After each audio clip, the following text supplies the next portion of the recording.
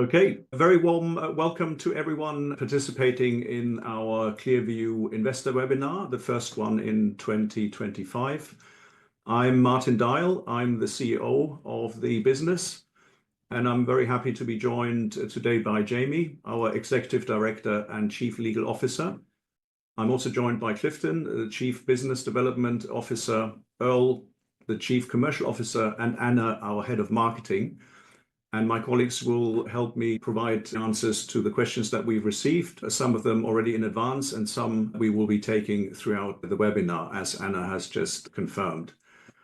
The webinar follows very shortly behind the quarterly report that we have issued just end of January. And we plan to arrange such a webinar every 3 months to give us the opportunity to connect and interact with our valued shareholder community. And I'm very excited and look forward to giving you a very brief presentation on the solid foundation that we have built to grow the business in 2025 and beyond, and also to provide some details on our marketing and investor relation engagements. Some of you will be familiar with this slide already. It shows our roadmap.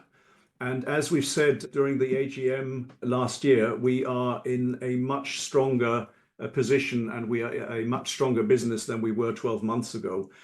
We are on track with our milestones, and it is worth mentioning again the extensive testing and certification that we have completed during the last year. This is the foundation of all the business going forward.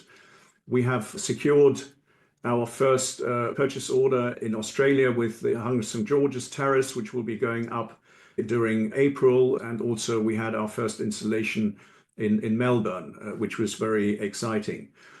We have secured a growth in our license network with the signing of critical partners, especially Alitech, MaxBlue in China, and MyGlass Projects in London, and most recently Dune Trading, which is an expansion to the collaboration with Alitech, expanding our foothold and our footprint in Middle East and North Africa. And it also leads into anticipated agreements in India and Saudi Arabia. We also have been able to show a significant growth in the opportunity pipeline. So now we have in excess of 60 qualified project opportunities in the pipeline, which is growing. They are, as we explained during the AGM, coming from our direct sales activities, where we engage directly with building owners, architects, construction partners, and also via our licensees. I'm very happy to share that just under 10% of these project opportunities are now or were generated by our licensee network, which is just showing that the business model is working. And we are engaging more and more with our license partners to bid for these project opportunities. The opportunities cover multiple markets: Australia, South Africa, Middle East, Asia, and also the US. Obviously, as always, we will update the market when we secure purchase orders. That is really the only time that we can be specific and name projects and the partners that we sign up. But we are very encouraged by the expansion of the pipeline. We look forward to securing some of these projects in the coming months. They range from smaller launch and trial installations to larger opportunities. Indeed, some of the large opportunities are in the 7-digit sums, so there are some significant projects including among these. And they also cover multiple sectors: commercial, residential, and leisure, as well as some greenhouse opportunities. We are also continuing with the due diligence process with our potential license partners. We shared that we have an extensive pipeline of partners that we want to convert into agreements. We are on track doing that, and Clifton will update you a little bit more on the progress we're making shortly. We are working in the construction sector that has long decision-making cycles. We go from raising awareness of our technology to the designers of the projects, to the engineers of the projects. Then we get into the selection process. We are then scoped and specified.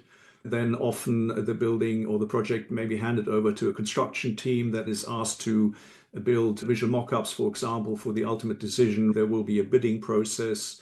And until we actually get a secured order from the initial contact with a client or a project owner, it can take anything from 1 to 2 years and then another year to actually get the product ordered through a PO and then delivered by us and onto the project. We are in a sector that has long decision-making cycles. This is no surprise. We always knew that, but I'm offering that as some further explanation. We refer to qualified project opportunities because they are quality engagements with multiple architects, clients, and building owners. We have for these project opportunities, the detail on the schemes. We have drawings. We are sharing information. We are sharing, in most instances, already pricing and so on. So that is our definition of qualified projects. They're not just projects that we know are happening and put on a list. We are in discussion with most of these projects and project owners in some level of detail. As far as product marketing is concerned, we are aiming to specifically target the decision makers and those selecting and specifying our products, which is critical, as I mentioned, to get into these projects in the first place. And we've spent considerable efforts in the last year on presenting at architectural shows, particularly AIA and the Greenbuild in the United States. And both shows have really resulted in hundreds of direct contacts and leads. And these shows are critical to build brand awareness and also are educational, because we are finding that some market participants still do not realize what technology we can provide and how we can convert an entire skin of a building into a power generator. And the reception that we've received in these shows are very encouraging. It is also very good to note that in a couple of shows last year and early this year, we are actually co-exhibiting with our license partners. The one, Greenbuild in South Africa, and also at the BAU in Germany, we were sharing stands, or we were able to exhibit at stands that our license partners were operating. And again, this shows the business model working, where we are utilizing the existing infrastructure and network of our license partners to sell through them our product. We've also attended a number of conferences, certainly the one in Hong Kong to great acclaim, the Green Tech Challenge, where we were one of the prize winners. And this has led to many further contacts and specific projects that we're discussing there in Hong Kong.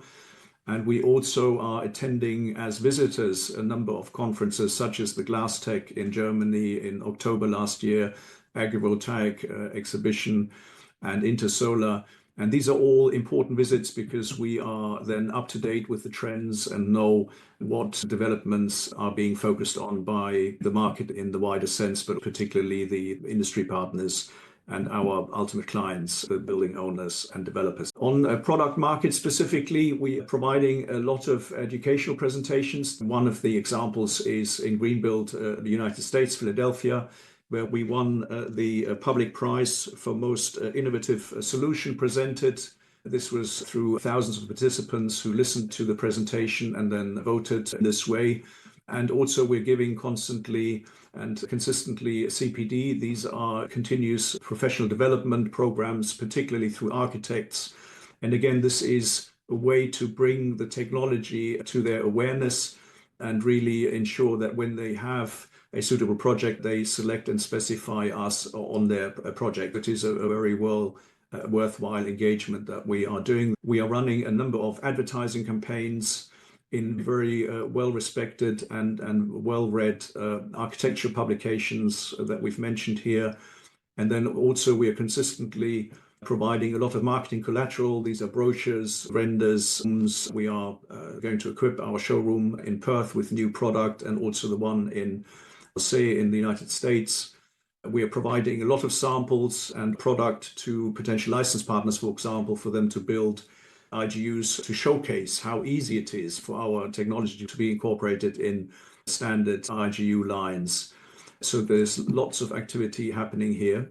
Of course, then we have the whole spectrum of investor communications. Certainly like the one we're having today, the webinar. As I mentioned, we want to do this every 3 months now, always following the quarterly updates, because we really want to encourage and enjoy the engagement with the shareholder community. So we have the investor webinars, we are joining investor conferences, obviously the road shows that we're undertaking with institutional fund managers.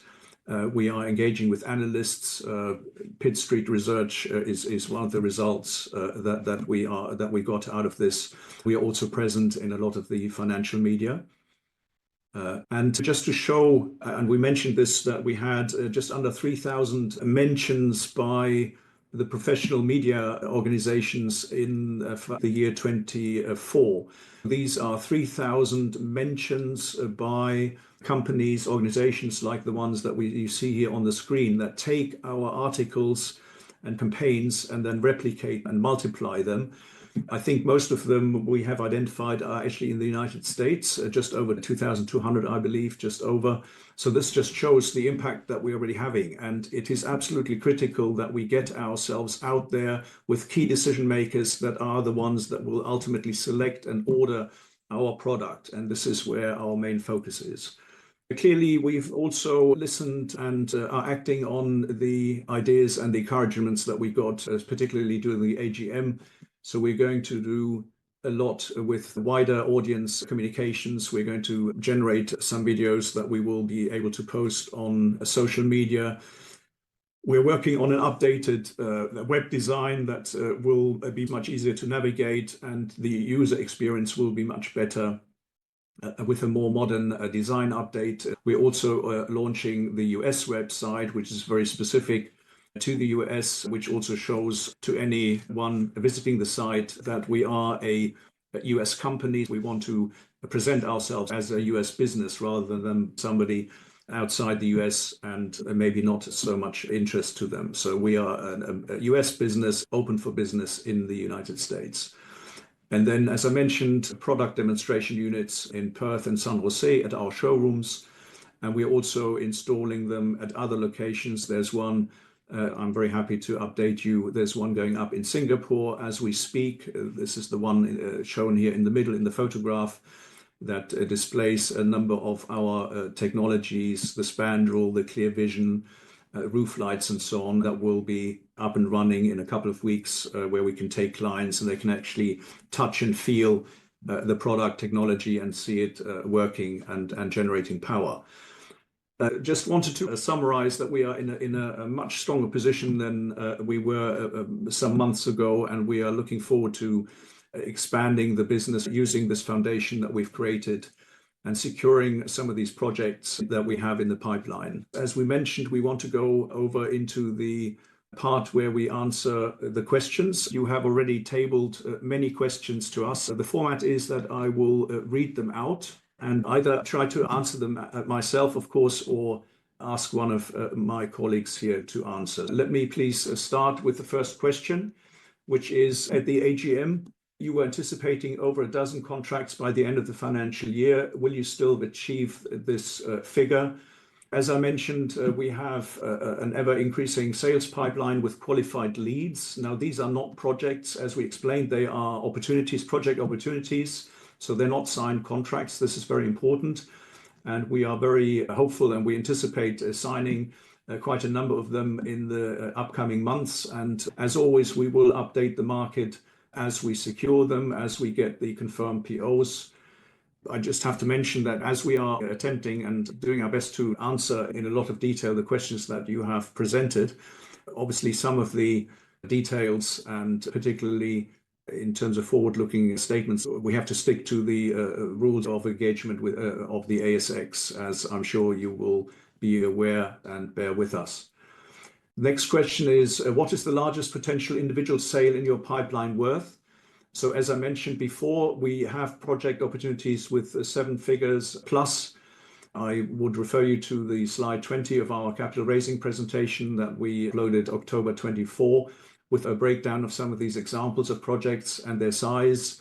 They cover multiple market segments and range, as I mentioned, from launch projects to very significant opportunities, both new build and refurbishment, where new facades or windows are put into existing buildings. Next question is, in your pipeline, you mention leisure assets. Is this a sports stadium? Yes, this is correct. Leisure assets is a catch-all and certainly include a stadium and other recreational facilities like swimming pools and generally large public areas which suit themselves quite well because they usually have roof spaces that can be nicely covered with roof lights containing our technology. The next question is, are we in discussion with NEOM specifically for their projects? As I mentioned, we can't really confirm specific names or projects or market participants, but we certainly can confirm that we are in discussions across the whole of the Middle Eastern region. And also we are following projects in Saudi Arabia. Yes, that market engagement, particularly through our partner Elitech, is looking very encouraging. Next question is, are you working with any global signage, public infrastructure or billboard company on rolling out your product with them? Our answer is yes to both. We are working with both sorts of companies, both domestically and internationally. We will obviously advise the market when we have something to announce on these collaborations and potential orders. The next question is one that I would like to ask Anna to help me with. The question is, please ensure that the communication to the market and brand management are significantly improved. Well, I guess this is more a request and a demand than a question, but Anna, if you can please respond to that. Thank you, Martin. Yes, I'm Anna, the head of marketing at ClearVue. And we covered our marketing activities, particularly planned for the next few months in this presentation. So specifically slide 8 gives you a bit of a feeling of what to expect.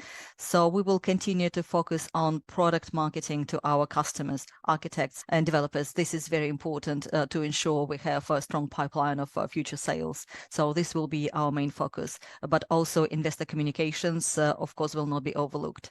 We have not planned major trade shows this year, but we intend to participate in a few targeted events with our licensees. We are upgrading our showrooms to represent the full range of products we offer in their full glory, and we supply samples to our partners and clients. We are not planning any major rebrand, but we continuously improve and upgrade our marketing assets, including visuals, a global website, UX, a US-specific website, which will be launched soon. We listened to the feedback post AGM, and we are creating a campaign to reach a broader audience. Again, it's not too far away. We also provide regular progress updates on social media and in our newsletters. If you're not receiving our newsletters, you can subscribe on the website at any time. We are committed to engage with investors through ASX releases, companies' news and social channels, financial media, quarterly webinars and investor events. So this is our commitment to our investors, shareholders and the market as well. Thank you. Yes, Anna, thank you for that. As I said, we just need to point out these 3,000 mentions across all of these publications and professional media organizations. That is quite an achievement because they take on board what we have presented and they themselves, without us paying them, that's also very important. They are taking the news, they obviously see the newsworthiness of the content and then multiply their multiplicators. So that is quite an achievement, and thanks Anna for laying out the specific strategy and the plan again to everyone. The next question I have, I would ask Jamie please to respond to, and the question is, please elaborate on the chairman's current involvement in the company's operations and his remuneration. Jamie, please. Thanks, Martin. For the audience who doesn't know me, I'm one of the directors and the general counsel for the company. We had a number of questions around the role of the chairman. Non-executive members of our board are remunerated based on their contribution to board meetings or assistance with the company's development. In our chairman's case, as our founder, he has been assisting with onboarding the global CEO, Martin, who we have here, and our US CEO, Chuck, on bringing them really up to speed on the company, its full kind of history in the past, the product, the technology, and really handing over the relevant contacts and engagements we've had over the years to the new management. This process is nearing completion. Some non-executive board members with specific skill sets also consulted the company to maximise our use of resources. Obviously, we're a very small company at this point in time, so we're using the resources that we have, which includes the whole team. For instance, we use Gerd, who's an expert on facade consulting, to do some work for us in a limited capacity to help on some of the project engagements. A large proportion of the remuneration for all the directors is performance-based, so options. So the actual cash received is also not as what is coming up on the company's kind of high-level financial reporting. For the interested shareholders, a deeper review will actually give a more realistic picture of director fees, salaries, consulting fees, or any performance-based incentives. And the board is currently working through its succession plan of the company time, but is also looking at the skills matrix of the team that makes up the current board on an ongoing basis. And thanks, Mark. Yes, Jamie, thank you very much. The next question is related to the board. It specifically asks, will Chuck Mowry be increasing his ownership in the company?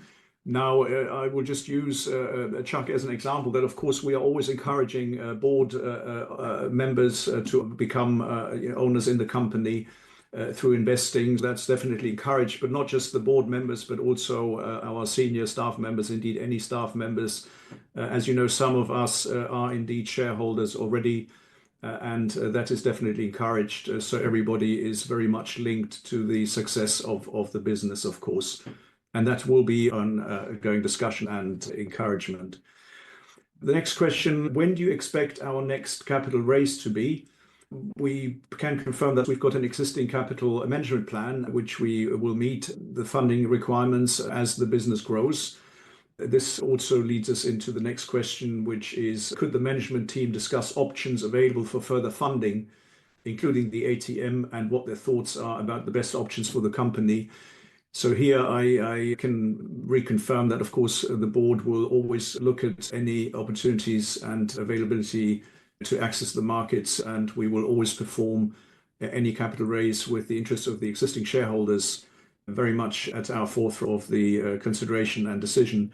And we will always be mindful to dilute as minimally as possible. That's, I think, as much as we can share there. There is a next question, which is about the listing in the United States. So is the company still planning a listing on NASDAQ, and when? As we expressed during the AGM, we don't actually see an immediate urgency now due to the recent political events, and recognizing that the company isn't quite ready. We need to bring in revenue. That will also, of course, very much propel the valuation of the share price and our perspective. And that has to be the aim, to focus on the business. That is our focus in the medium and longer term. Focus on converting the opportunity pipeline into sales and revenues, building up these license engagements, using them as is our very clearly explained business model, to use existing facilities, the existing networks, to get into the market, to do the sales with us, for us.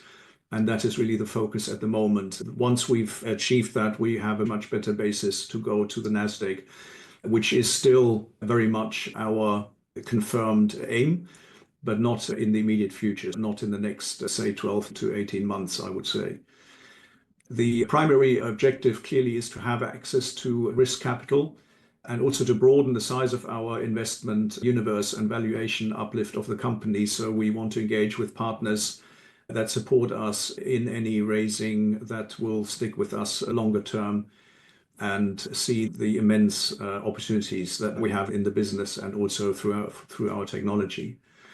Next question is, what share price will you consider fair value starting prices for likely takeover bids? Now, we can confirm that at this stage we have not received any takeover bids.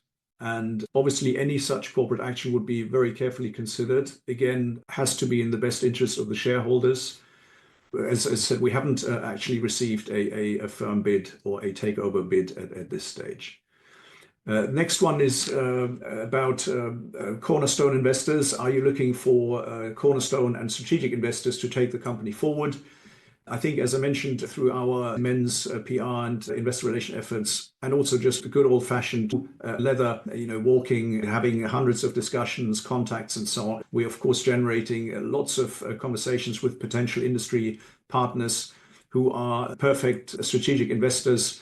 For us, a strategic investor is somebody that can bring in either a technology that is complementary to our technology or has market access, either by owning directly projects, which obviously could then have our technology incorporated, or who have access through their business to construction leads or project teams.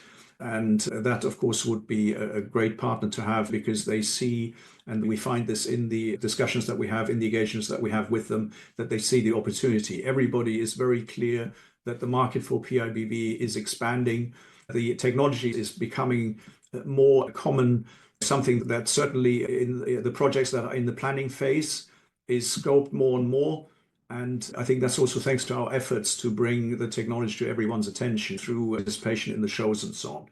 So there's quite a lot of interest. And we are, of course, very much interested in a strategic partner staying with us long term. Next question is, are we in discussions with the Australian government for any grants? Yes, we are. Clearly, we have a couple of grants that we were successful, so we've always been focusing on this, as you know. We also see a lot of benefit in engaging with the federal government with potential project support through the CFC and ARENA particularly. I think we mentioned the way this works is that ARENA can support projects. They would then support directly the clients by participating in schemes and giving some of the funding, or I think this is through reduced cost of access to capital for these projects when they include innovative technologies such as ours. So we are having exactly these discussions and conversations with various governmental institutions, but also on an international level. It's important to note that we have a number of companies that are incorporated, not just in Australia where we're listed, but also in Singapore, in Europe, and in America, which provides the necessary basis to engage with local government to get supports and grants and so on. And also, yes, as I mentioned, we are in ongoing conversation with the Australian government through ARENA to support future projects. Next question, does the company have plans to relocate abroad? Well, I think we've always been very clear. We are already an international business. We are a global business. We've got a lot of outreach into the various markets that we're addressing, and that's been very consistent. We see the main business outside of Australia, but that doesn't necessarily mean that we have to relocate abroad. Obviously, there's the American listing in the pipeline in the long-term future, but we've already established companies abroad. So as I said, we've already got an international basis to work from without certainly at the moment considering or using efforts to think about relocating the business at the present time. Next question, if I could please ask Clifton to help with the response. Can you please provide an update on the EMSD trials in Hong Kong and the BCA trials in Singapore? Hi, Martin. Yes, thanks very much. Hi, everyone. I'm Clifton Smith. I'm the Chief Business Development Officer for ClearVue. The BCS testing in its current stage that we're doing in conjunction with EMSD in Hong Kong has been completed. We're currently waiting on the official results to be released to us by the testing authority. And as soon as we have these, we will release them to the market and make it available for everyone to see. Yeah, thanks, Clifton. I just want to reiterate the outcome was positive. So we are looking forward to that report. And this was a trial that was actually funded by the EMSD. I think it shows that they are putting in a lot of focus on the projects, and certainly on the back of the prize that we won, the engagement, the presentation that Doug did in Hong Kong that we shared with the market, and now also these results coming out will give us an excellent opportunity to build on with already some of the projects in our pipeline, in our opportunity pipeline, actually coming from Hong Kong. So very excited about these developments in Hong Kong. The next one also, Clifton, if I may ask you, is the gross profit margin on our sales approximately 30%? Yeah, so margin is always something that varies from project to project. It varies because of size of project, the type of project, and the mix of products that we have on the project. So it's very difficult to say if it's always going to be exactly 30%, but that's the aim of the business, to carry a margin of 30%. Thank you, Clifton. Next one also, please, for Clifton. What are the company's biggest weaknesses, and how do you plan to address them and improve on them? I wouldn't call it a weakness as such. I would say we have some hurdles to get over in terms of educating the market about BIPV. It is a new technology, and as we've said in the past, we're operating within the construction industry, which is a very low risk industry and takes quite a while to accept new technologies. Our business model of using BIPV within glass compositions gives us a bit of an edge. So we are in the process of educating architects, developers, consultants to use our technology to get over that hurdle, that risk. We believe we're doing that, and we're at the bottom of an upward trend. And I think the engagement you're seeing from our licensed partners, the engagement in the market, and the growth of our pipeline is showing that we're doing that. We're doing this by education. I think you've seen some of the CPDs mentioned in the presentation, but we're also having daily engagement with people. Our licensed partners will take up that engagement as well. So the idea is to train people to understand what the technology can do, and that it's a simple replacement of a facade that's not generating any energy, just a typical glass facade, but replacing it with the BIPV, so you'd actually start to generate some energy. So I don't think it's a weakness. I just think it's some education we have to get over. Within the kind of sales pipeline, and to get into the industry, there's always the challenge to overcome, encouraging developers to spend their money on something new. So that's a challenge as well, demonstrating to them the value of our product over traditional glass. So getting them to spend their money is a challenge, but again, the trend is going upwards, and this should release the capital in these projects to take up our products. Thank you, Clifton. Next one also, please, for you. Why have we not seen any sales from Grabois in the US, who have been a licensed partner for over 3 years? This question could also refer to AIT and 8G Solutions in the US. Okay, so they came on board in the very early stages of the business, and our core product, the Vision product, was what we termed Generation 1. We soon switched into Generation 2, which meant we were between products and we had to go through all the testing and certification. So this restricted what they could and couldn't do. But that's not to say that they didn't engage and price projects. They did. They were actively seeking projects. Grabois in particular were actively seeking a very large scheme in New York, which still hasn't been let. So I think Martin alluded to this at the start. Construction projects have a long gestation period, and this project that I'm mentioning has been ongoing for several years and still has no sign of being completed. And Grabois are still in discussion on that project, so they have been quite active. AIT have supported us across North America in terms of our shows and in terms of sampling, and 8G Solutions have brought some projects to the table. I think Martin mentioned that 10% of our projects have come from our licensed partners, and one of those projects within that 10% has come from 8G.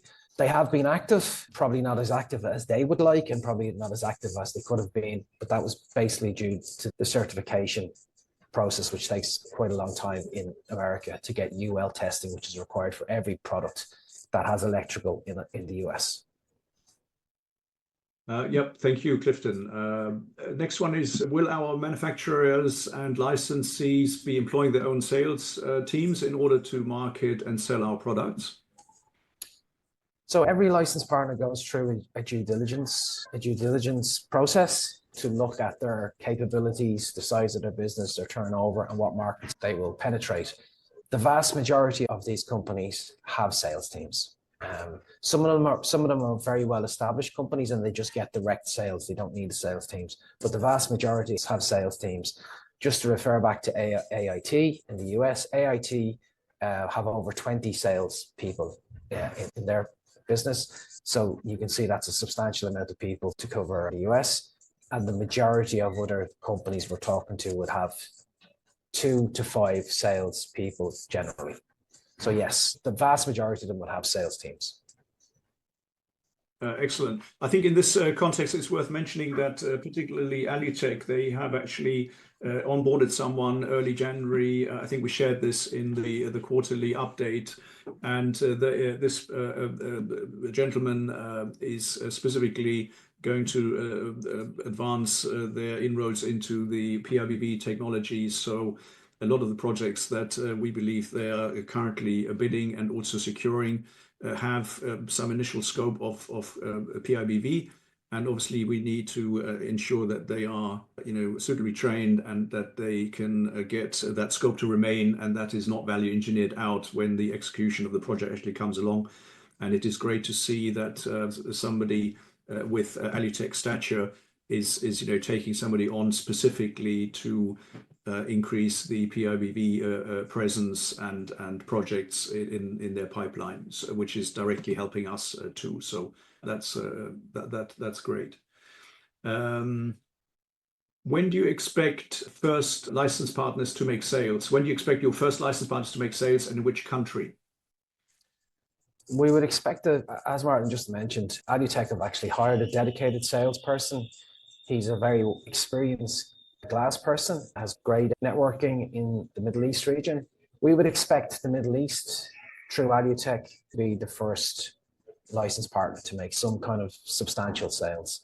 This will most likely be either in Saudi Arabia or the UAE, and we would expect that to happen sometime in this calendar year.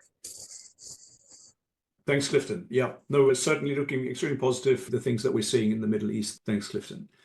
Okay, there is another question, and then we will take some questions that have come through during the course of the webinar. So the last question that I will respond is, where do you see the company in 3 to 5 years' time? Definitely being busy and humming with global sales, so being absolutely active and working on the execution of projects and obviously achieving and bringing home those global sales. All the revenue streams that are part of our business model, the licensing fee, the royalty that are generating and will be generating margins for us will be fully operational, and all the license partners that we have engaged will be bringing in their particular targets of projects and revenues. So a absolute and full validation of the licensing model, the business model that we believe is the correct model for us, being capital light and using existing networks in the industry to sell our technology and product. And certainly a big ramp up in revenue to benefit from all the seeds that we have sown there and really harvest the good signs that we're seeing with the project opportunities that we currently have in the pipeline and expanding on those. The good thing that we see is the projects in the US in terms of scale are in percentage-wise much larger than a lot of the other projects that we are getting from other parts of the world. So I think, when America gets rolling, it gets rolling in a big way in terms of projects and also the size of each of these projects. So that's very encouraging.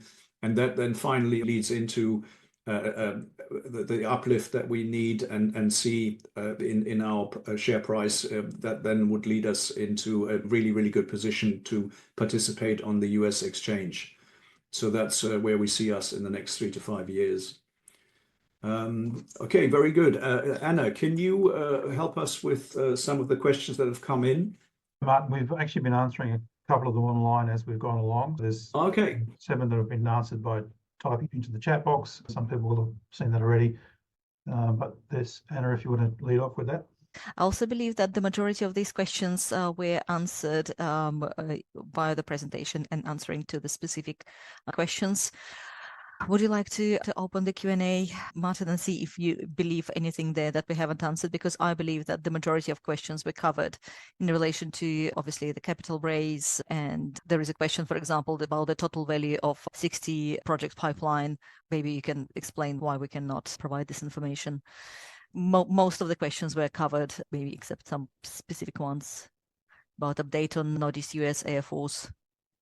maybe it's a very specific question. Yeah. Yeah, well, let me take some of those questions and answer them as far as we can, as you explained. So, first question is, do you have enough funds to get you to direct orders and start generating revenue? Well, yes, we have enough funds. I mean, clearly, we've already demonstrated that we secured some direct orders. As I mentioned, 100 St. George's Terrace in Perth was received and secured and should go onto the building, I believe, in April now, April, May. So that is an example of a direct order. And yes, we will be able to start generating revenue. The next question is, what is the approximate total value of your 60 project pipeline in Australian dollars? As I mentioned, this is a pipeline. These are project opportunities, and they range from 100,000 Australian to 7-digit sums. Total pipeline value, again, no guarantee that indeed any of them will be secured, although clearly we are very confident that they will. But as I said, this is not a value of projects. This is value of project pipeline to date, existing of just in excess of 60 qualified projects, as we explained. The next one, given the cash balance and cash burn rate, do you think you will need to raise money again within the next 12 months? If so, what will this do to the share price, given where it is now after the last raise? Okay, clearly we can't predict where the share price is. We are focusing on our business. We're focusing on bringing home these project opportunities, generating revenue, which will come then with, I think, a very positive development of the share price. In terms of a capital raise, I already explained, we obviously have a very clear funding plan in place and a management plan, and we will look at these opportunities and do this as and when needed, always, as I mentioned, and been very clear in the best interest of the shareholders. What is the current financial position of ClearVue? We've published the 4C along with the quarterly update. So if you please refer to that, we've always been very transparent in line with the rules of the ASX. For the size of the business, we've managed very well to play along with the rules of the ASX. I think we are set up very professionally, and there's some benefits like the transparency that we can share, and that we are also requested to share the information so everybody is updated on the progress. Some of our competitors, of course, you don't really see any specifics on performance or where they are financially and so on. So we are able to provide you with this transparency, which I think is one of the benefits. Of course, unfortunately, also, though, some of the restrictions, we cannot use the ASX as a marketing platform. So, there are very clear rules and guidelines as to what we can do and how we need to update the market through the ASX. Next question. If the company is making fantastic progress, as you mentioned, why do you think the company's market valuation is at a 52-week low? I think that is very clear because we have laid a fantastic groundwork. So the foundation is much, much stronger than a few months ago. But it is taking time. I always like to refer to a bit of a fishing expedition where we've laid out a lot of lines with a lot of bait. Also, with the upselling and the cross-selling, we've got projects where we are able to offer a number of our technologies. So if perhaps one is de-scoped, we remain in there with our clear vision units, with our spandrels and so on. So I truly think it's only a matter of time when we see those revenues come in and us converting the project opportunities. And then I'm quite sure we will be immediately re-rated by the market.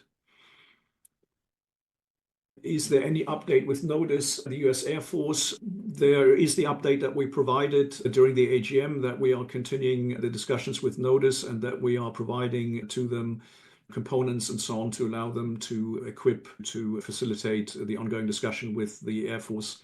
That is what we said, and that continues to be the case.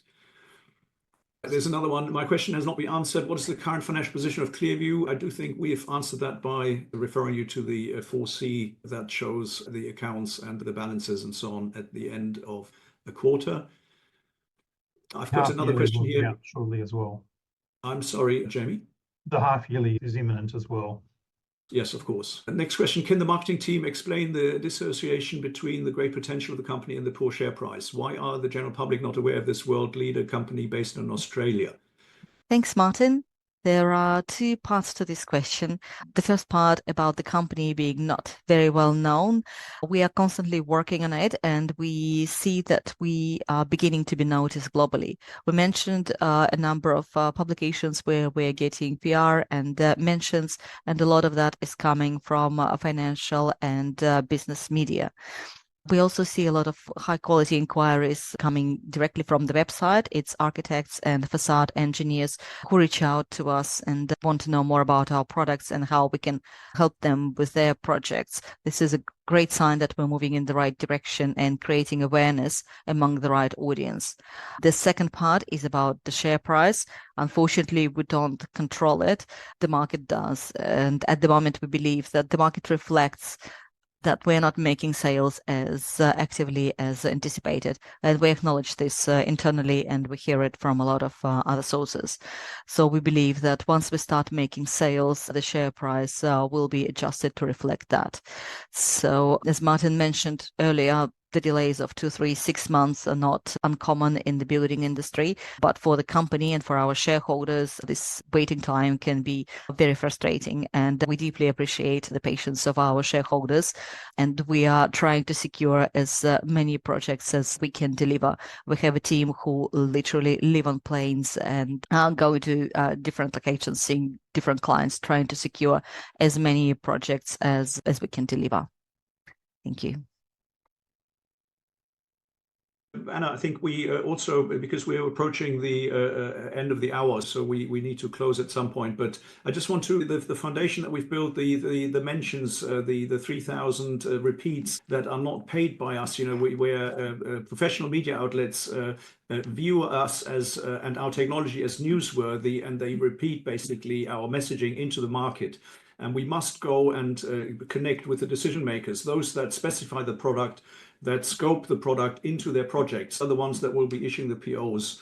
And we are working, and this is an immense effort to build the opportunity pipeline. Each of these projects represent hours and hours, if not sometimes days of interaction, providing design support, providing electrical wiring ideas and thoughts, providing pricing, definitely, negotiations and so on, supporting through planning approvals and so on. I think we've done a great job, and that will bear fruit, and that will be then definitely reflected in the share price.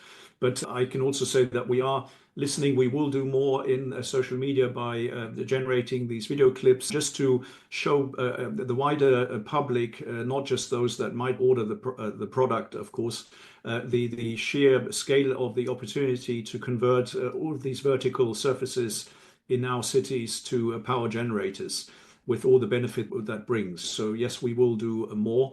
But ultimately, we need to, and we must reach the decision makers and those that are specifying and selecting the products on the projects. That is where the business will be eventually built and the growth will come from. I think it's important to mention as well that the uptake in license partners will see marketing campaigns increase as they market our product themselves, and we will piggyback on that. I think over the next few months, when we see the license partners come on board, you'll see an increase in marketing. A lot of these license partners would be well-renowned companies within the industry, and a lot of credibility of them becoming license partners will be transferred upon us. That will be reflected then in the marketing campaigns and the uptake. So I think you'll see a big change over the next year as the license partners come on board. Yes, perfect. And again, the fact that our project pipeline now consists of more and more projects that have been brought to the table by the license partners shows that the business model is starting to work, and we are very confident and very bullish looking into the future. Okay, on this note, I wish to close the webinar. Thank you everyone for your time, for attending. Thank you very much for fielding the questions. We hope we have provided the answers, and we look forward to the next webinar in 3 months' time. and hopefully lots and lots of updates to the market, specifically updates, of course, in the meantime on our progress. Thanks again, everyone, for attending. Bye-bye.